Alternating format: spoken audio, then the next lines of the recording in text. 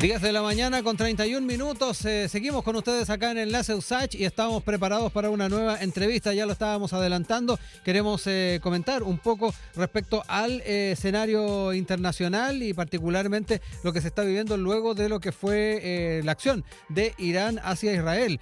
Sin ir más lejos, las autoridades iraníes advirtieron que responderán en segundos con armas no usadas hasta ahora. Una eventual represalia de Israel tras el ataque iraní con drones y misiles del pasado sábado.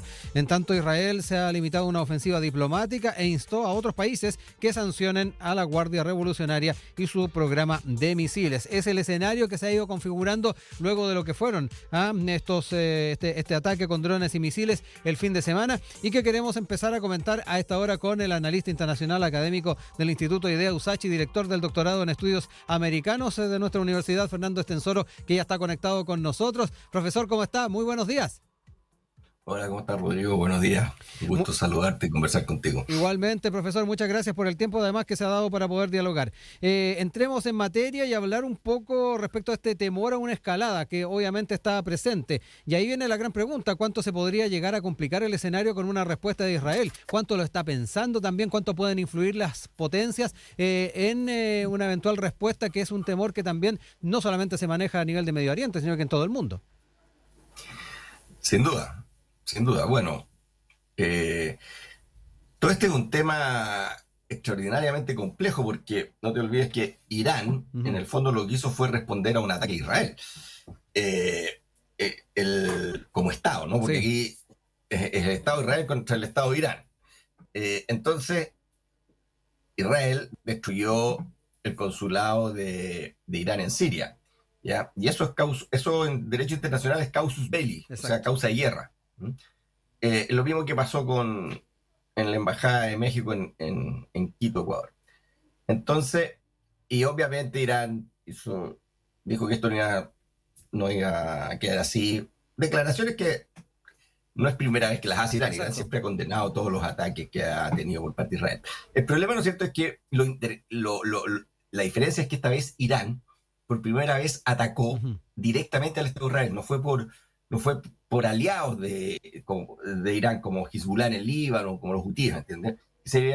Son como movimientos que Irán apoya y siempre había actuado contra objetivos de Israel o de Estados Unidos en la región por medio de estos aliados, pero no directamente. Bueno, entonces ahora Israel también dice que se reserva el derecho de responder.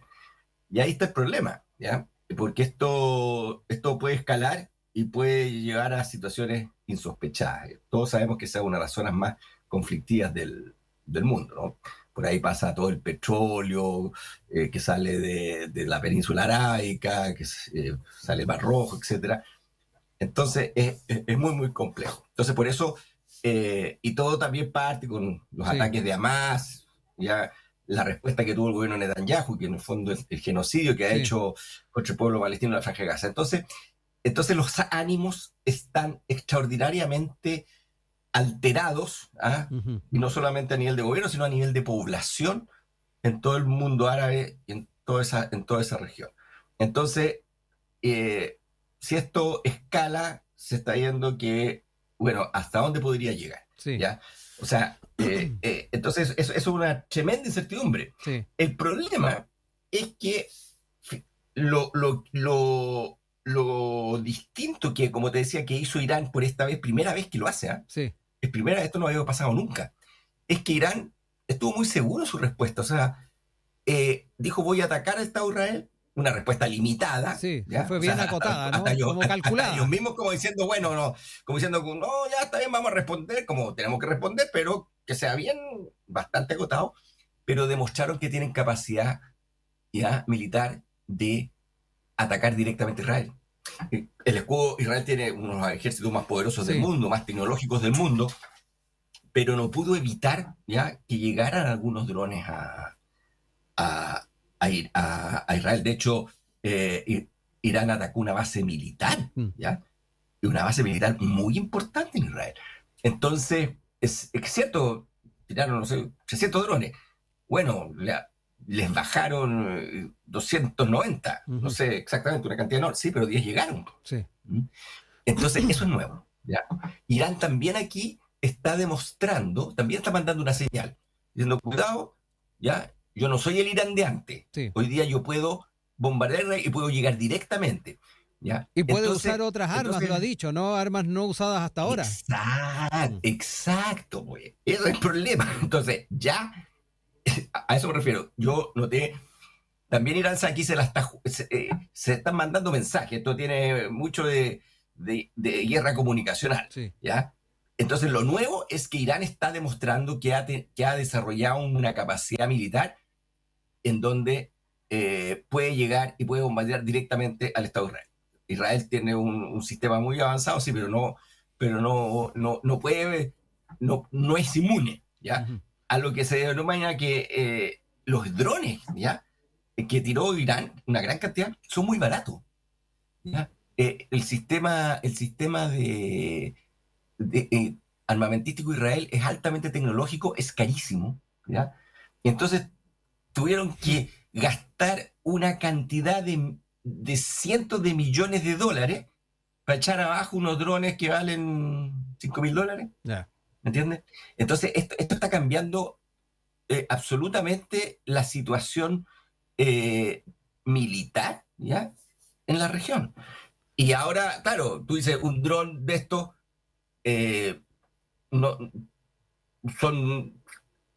son misiles, así que llegan hipertecnológicos, son unos avioncitos que andan a 180 kilómetros por hora, se demoraron 8 horas o 7 horas en llegar. Sí. Estados Unidos dijo apenas salieron, entonces vienen llegando, 8 horas, o sea, una cuestión increíble, o sea, una cosa que va muy despacio. Sí. Cada uno de estos avioncitos tiene como 50 kilos de explosivos. Bueno, entonces, y resulta que son muy baratos, o sea, ahora tiraron 300, pero después te pueden tirar 5.000, 10.000, 15.000, ¿me entendí? Y todavía voy a estar con un precio módico, si tú quieres, frente a sistemas con satélite, inteligencia artificial, altamente sofisticado, ¿ya? Y sin embargo, la capacidad de daño que tiene no es menor. Sí. Entonces, tú ahí tienes una suerte. Yo creo que ahí Irán, en mi opinión, lo que hizo fue mandar un tremendo mensaje. Es decir, cuidado, nosotros ya no somos los iraníes de hace 20 o 30 años atrás. Y que con poco se puede hacer mucho daño. Y que con poco se puede hacer mucho daño. Y además que no sabéis qué es lo que tienen escondido. Pero ya que pueden llegar. O sea que el famoso escudo de hierro es importante, sí, sin duda, pero no es impenetrable. Sí. Ahí también, profesor, ahí, profesor, también entramos, y lo mencionaba, las alertas que Estados Unidos en su momento hizo y eventualmente también las labores en las cuales pudo haber estado apoyando a Israel a propósito de este ataque. Ahí viene también otra gran incógnita. ¿Cuánto más debiese intervenir Estados Unidos en este escenario? Se ha advertido por parte de Irán también al gobierno de Biden que no utilice su logística en la zona para apoyar a Israel. ¿Cuánto también puede ser riesgoso la incorporación de Estados Unidos acá? Ese es el gran problema del escalamiento. Mira, como hemos conversado antes, Rodrigo, yo creo que estábamos haciendo el análisis coyuntural, lo que pasó el fin de semana, ¿ya? El conflicto entre el Estado de Israel y el Estado de Irán. Pero aquí hay un fenómeno que es estructural, que es de largo tiempo, ¿ya? Y esto es y en mi opinión, todo lo que estamos viendo, y esta posibilidad de escalada o no, es la expresión coyuntural de un fenómeno que es estructural, que está marcando la época histórica que estamos viviendo en términos de política mundial. Sí. Y la época histórica que estamos viviendo, como hemos conversado antes, en mi opinión, ya yo soy de aquellos que sostienen que Estados Unidos está declinando como gran potencia, como el hegemón mundial, como la potencia hegemónica del orden mundial.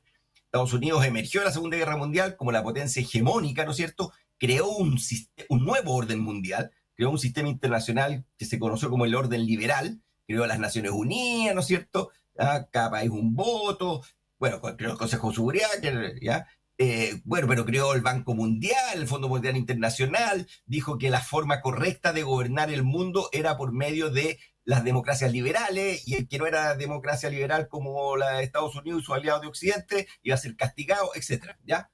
Para bien o para mal, más allá de eso, el hecho objetivo es que después de la segunda mitad del siglo XX, el mundo entró a vivir una suerte de Pax Americana, un mundo, ¿no es cierto? Tenía problemas con los comunistas, pero ahí los tenía absolutamente cercados, Y finalmente, cuando se desintegró la Unión Soviética, Estados Unidos queda como la gran potencia mundial sin ningún tipo de amenaza, ¿ya? Ni siquiera del poder, que su minuto todo el poder militar que tuvieron los soviéticos. Se entra una época que se va a denominar de unipolarismo, o sea, una sola gran potencia que rige, ¿ya? Estados Unidos están exultantes, ¿no es cierto? Es la época de analistas como Fukuyama y el fin de la historia, ¿no es cierto? Y el mundo, el siglo XXI iba a ser también un siglo americano, ¿ya? Y todos juraban y hacían el mundo, y se empezó a vivir todo este tema de la globalización, que aquí en Chile se la compraron en un 200%, ¿ya? Aquí nosotros ni un problema, nos transformamos en los fenicios del siglo XXI, total, el planeta se transformó en un lago americano, aquí va a andar todo tranquilito, no va a haber problema, los que comerciamos, está todo porque hay un gendarme que se llama Estados Unidos, que no va a dejar que nadie se salga de las reglas, etcétera, etcétera, etcétera. Y mira cómo estamos ahora. Estamos en una posibilidad de que ya no es descartable incluso una guerra de carácter mundial. Entonces, ¿qué es lo que te quiero decir? Ese orden mundial que creó Estados Unidos después de la Segunda Guerra Mundial se está desordenando. ¿Y por qué se está desordenando? Por este proceso de declinación del poder estadounidense. ¿Sigue siendo una tremenda potencia? ¿Sigue siendo la potencia militar más importante del mundo? Sí, ¿ya? Pero ya nadie le cree, salvo sus aliados más estrechos, ya no tiene la capacidad económica de antes, está débil, está mostrando flanco, ¿ya? Le están sacando la mugre en Ucrania, trató de armar a la OTAN y derrotar a los rusos, y resulta que los rusos están derrotando a la OTAN, ¿ya? ¿Me entiendes? Sí. Le armó este cuento a los rusos en Ucrania y los rusos no se desintegraron, no desaparecieron, Putin sigue ahí más firme que nunca, y ahora se le está, tiene el problema con China por el mar de China y la cosa de Taiwán, y ahora está con este problema en el Medio Oriente, que entonces el más interesado en que esto no escale es Biden, es el gobierno de Estados Unidos, y resulta que Israel es el aliado estratégico de Estados Unidos y del Reino Unido en el Medio Oriente, ya en la península árabe. Sí. Entonces Estados Unidos incluso dijo, Biden, que le ha dicho a Netanyahu que pare la masacre en Palestina, en Gaza, que no escale el conflicto, que no enche a Rafa, ¿ya? Pero, y se lo ha dicho y todo, sí. Pero también dijo, cuando ya se venía el ataque de Irán, dijo que Estados Unidos, una cosa pueden ser las peleas políticas con Netanyahu, y otra cosa es que Estados Unidos no puede permitir que se vea amenazada la seguridad nacional de Israel, sí. Porque la seguridad nacional de Estados Unidos depende, ¿ya?, de la seguridad nacional de Israel. Así, sí. Lo ve Estados Unidos y así lo ha dicho. Claro. Por lo tanto, ellos no pueden permitir nomás. Entonces, pero ellos por eso quieren bajarle el tono. Y ellos, incluso mi opinión, Rodrigo, es que los iraníes y los Estados Unidos negociaron. Ya. Estados Unidos, que tiene sus servicios de inteligencia y sabe intervenir y sabe todas esas cosas, yo creo que negociaron y consiguieron de los iraníes una respuesta moderada. Claro. Y yo creo que Irán tampoco quiere escalar, pero también está diciendo, ojo, yo tenía que responder, ¿ya? El problema es que Netanyahu, ¿no es cierto?, si bien muy aliado estratégico de Estados Unidos será, pero Netanyahu ha desautorizado a Biden. Biden, que es el gran administrador de este poder mundial, ¿ya? Resulta que su subordinado, entre comillas, ¿ya?, Netanyahu no le hace caso, ¿ya? Y dice, no, pues voy a escalarlo, voy a atacar. Entonces, y ahí está el riesgo, ¿no? ¿Qué está mandando? Manda una señal, ¿no es cierto? Desautoriza al jefe, el subordinado que desautoriza al jefe, que hace lo que quiere, pero ¿cuál es la señal que tú estás mandando al orden mundial? Que el jefe está débil, po. O sea, si hasta sus subordinados lo desautorizan. Sí, y ahí entonces, también ¿qué capacidad tiene? Sí, y de ahí también la posibilidad, profesor, de que efectivamente en esa misma dinámica Israel opte por tomar también medidas sin escuchar lo que se puede estar planteando desde la misma Casa Blanca, ¿no? Claro, bueno, pero si tú te fijas lo que dijo Blinken y lo que dijo la propia Casa Blanca, dijeron, esperamos, así como decían, si ya lo están diciendo públicamente, que significa que no ha contestado los llamados por teléfono, ¿me entendí? Dijimos, esperamos que Israel no implemente ninguna medida de respuesta sin antes consultarnos. El tema es sin antes consultarnos. Ujú. ¿Ya? Si el problema que tiene Estados Unidos es que su propio aliado lo puede dejar en la estacada, porque, claro, imagínate, lo que menos necesita Biden ahora es que se le arme un foco, ¿no es cierto?, en el Medio Oriente, que esa cuestión puede prender, ¿no es cierto?, como pasto seco. Sí. ¿Ya? Profesor. Toda la población árabe apoya la causa palestina. Incluso puede, imagínate, Jordania, que puede ser aliado de Israel, o Egipto, que ha estado en una postura más bien cercana, ya no tan confrontacional, pero ¿qué hace si se le produce un levantamiento popular? Claro. Los gobiernos, ¿me entiendes? Sí. Profesor, ya que estamos hablando también de este foco que eventualmente se pudiese abrir, Rusia ha estado entre quienes han llamado a la moderación a las partes. Ahí es importante también saber qué rol podría jugar el gobierno de Putin en este escenario que se está configurando. Ya lo decíamos, se ha llamado a la moderación, pero también es bien interesante saber en un escalamiento qué posiciones se podría tomar. ¿Qué pasaría con China también? No es menor tomarlo en cuenta. Mira, ahí tú tienes como el juego político diplomático es muy interesante. Rusia está prácticamente en guerra con la OTAN, peleando. Claro, en esa guerra están muriendo lamentablemente los ucranianos, que son como los que es una guerra media proxy que está haciendo la OTAN ahí en Ucrania, ¿no es cierto?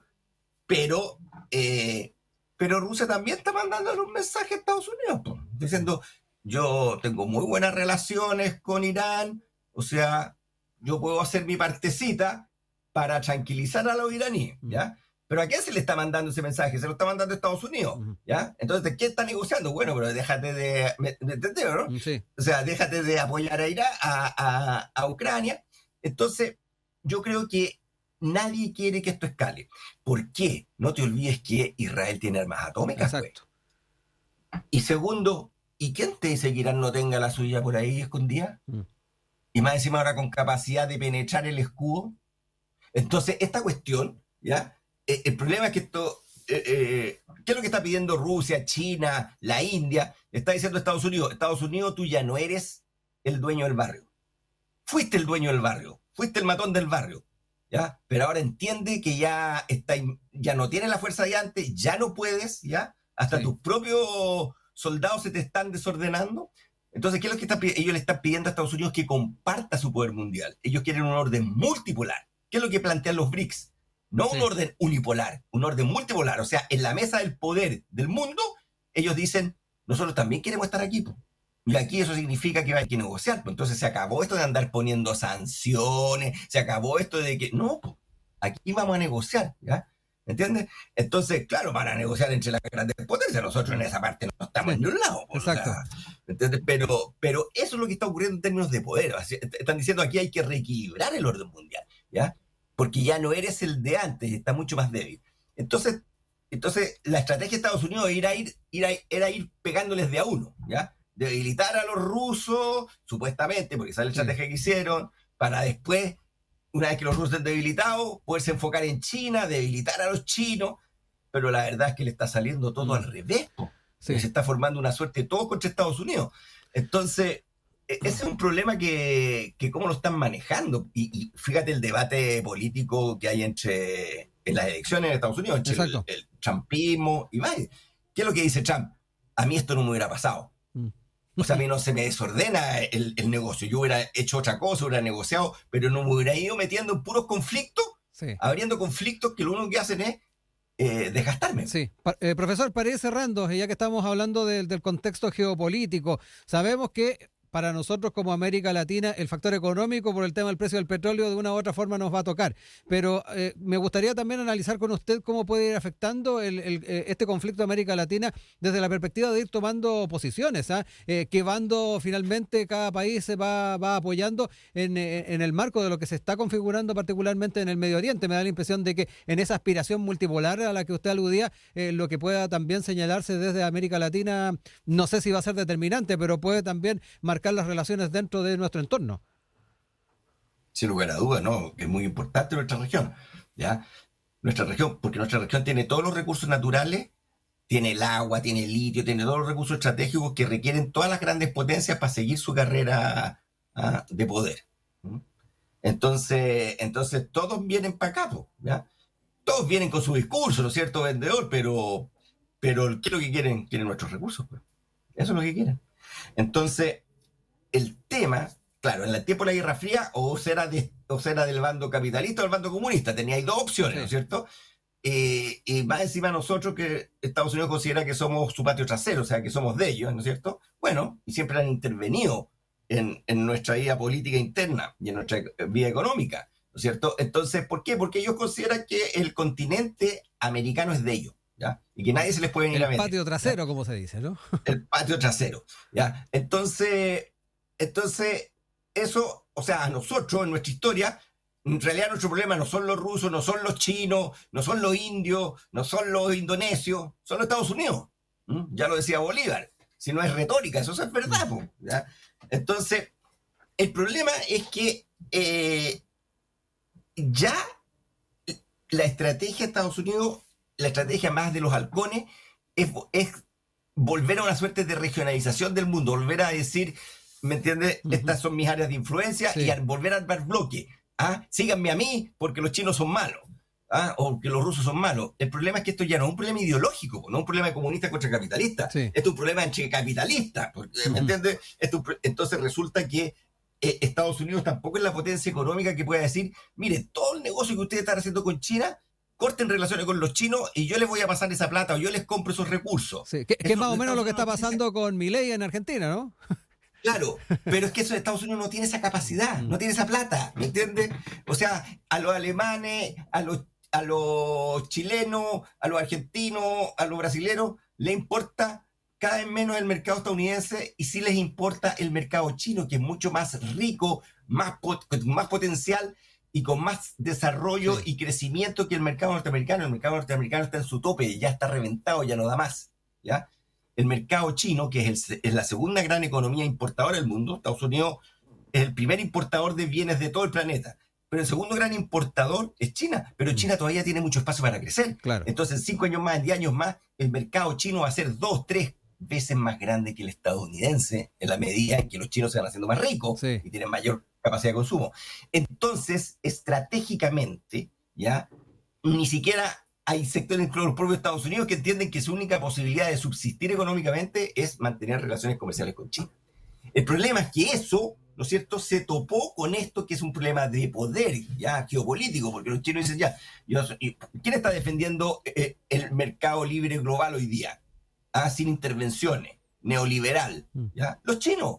Y Estados Unidos está planteando políticas proteccionistas, está planteando cerrar su mercado. O sea, nosotros aquí, si se cierran los mercados, ¿qué hacemos con nuestras peras, con nuestras manzanas, con nuestras guindas? ¿Ya? ¿Qué hacemos o sea, si no le vamos a poder vender cobre y litio a los chinos, ¿quién nos va a comprar ese cobre? ¿Me entiendes? Sí. Entonces por una parte está este problema político, que los militares y los geopolíticos estadounidenses dicen, no, pues hay que cerrar, ¿ya? Entonces, lo peor que podemos hacer es alinearnos, es comprarnos, no, nosotros somos de este o somos de esto otro, nosotros tenemos que ser independientes, porque aquí ya no solamente es una pelea entre dos, aquí están entrando cada vez más jugadores. Claro, exactamente. ¿Ya? Entonces, después en 5, en 6, en 10 años más, el otro gran jugador con armas nucleares y con todo va a ser la India, y cada jugador juega para él mismo.